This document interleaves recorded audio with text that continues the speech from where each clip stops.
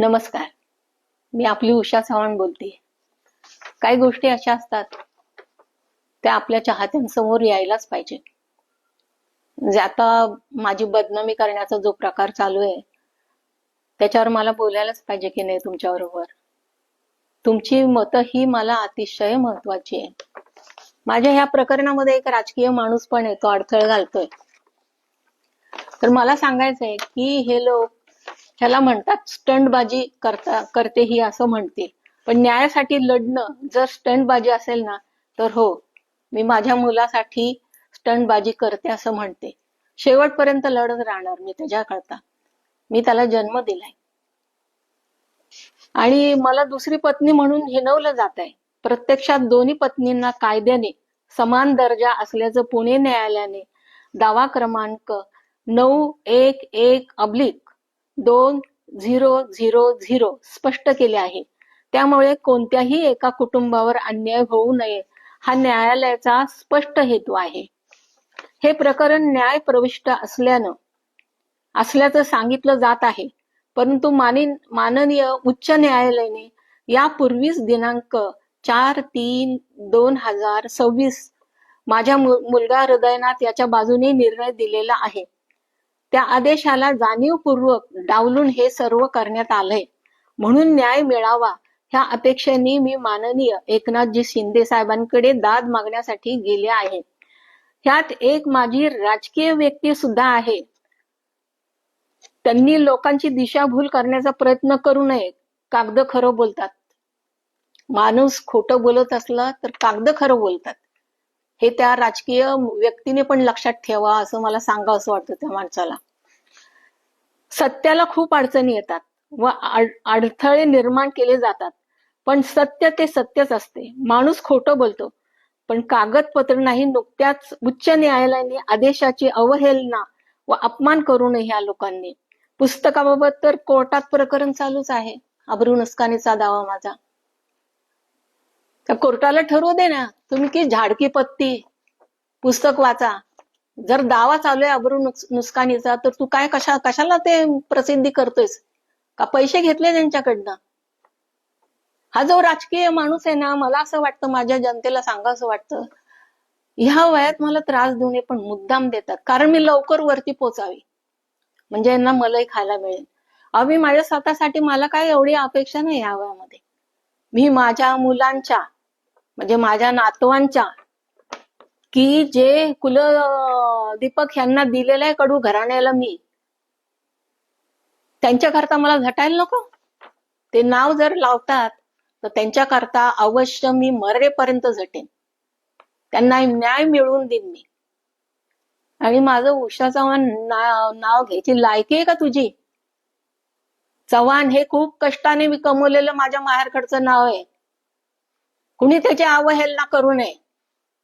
आणि केली ना तर 101 पाप झाल्यानंतर इंगळी डसते ना, तशी मी डसेन. माझा अपमान करायचा नाही. मी आयुष्यात आतापर्यंत 100 आकडे मोजत आले. त्याच्यावरती झालं ना तर मला असं समजावं ती इंगळी आहे म्हणून. ही आपल्याला कधी डसेल आणि सगळा तुमचा तमाशा बाहेर काढेल ना, त्यावेळेस तुम्हाला उषा चव्हाण ही काय चीज आहे हे कळेल. माझ्या चाहत्यांना मला हे सांगायचं वाटलं. मी कुठं सांगणार आहे हे? कुठं सांगणार मी? उद्या माझ्या चांगल्या कामामध्ये व्यत्यय आणतात असं हे करू नये.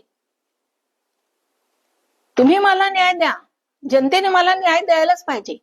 माझा हक्क आहे जनतेवर, माझ्या चाहत्यांवर माझा हक्क आहे. मी त्यांच्याकडे न्याय मागणार. मी आता एकनाथजी शिंदेकडे न्याय मागितले आहे. त्याच्यामध्ये हे काडे घालण्याचा प्रयत्न करतात. त्यामध्ये एक राजकीय माणूस आहे की माझ्या मुलाबरोबर पण तो होता पहिल्या प्रथम. आणि असलं राजकारण खेळू नका हो. मला ज्यांनी आतापर्यंत त्रास दिलाय ना ते चांगल्या प्रकारे राहिले ना. परमेश्वर माझ्या डोळ्यांना दाखवतोय. स्वामी मला दाखवतात की तू बघ, तुला त्रास देत आहेत ना, बघ काय हालत आहे त्यांची, काय प्रॉब्लेम होतात त्यांचे बघ. मी नाही, मी की झाडकी पत्ती हो. परमेश्वर तो परमेश्वरच आहे. आता मी इथे बोलते, खरं बोलते का खोटं बोलते?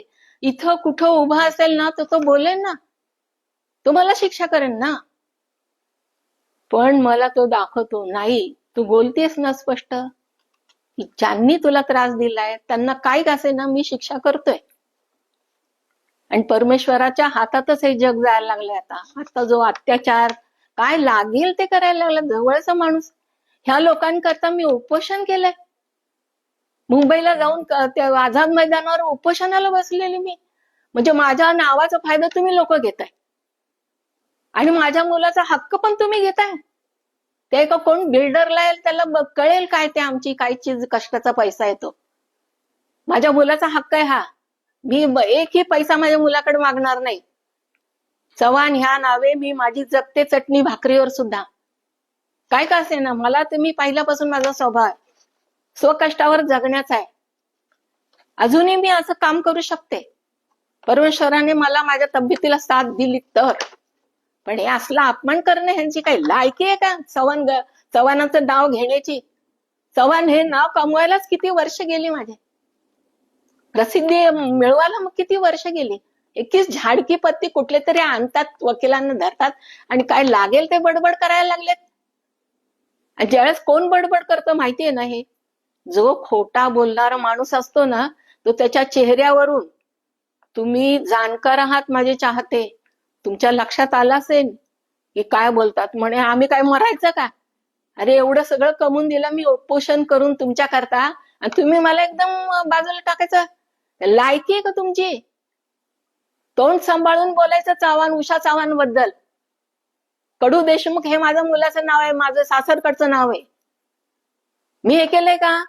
माझ्या मुलाच्या बाजूने जर हायकोर्टने आता निकाल दिलेला आहे की दोन्ही मुलं समान आहेत, दोघांनाही अधिकार आहे, मग तितकूच झाडकी पत्ते कोणी काय सांगितलं तुला तर? पब्लिक बॅड पब्लिसिटी करतो तू माझी.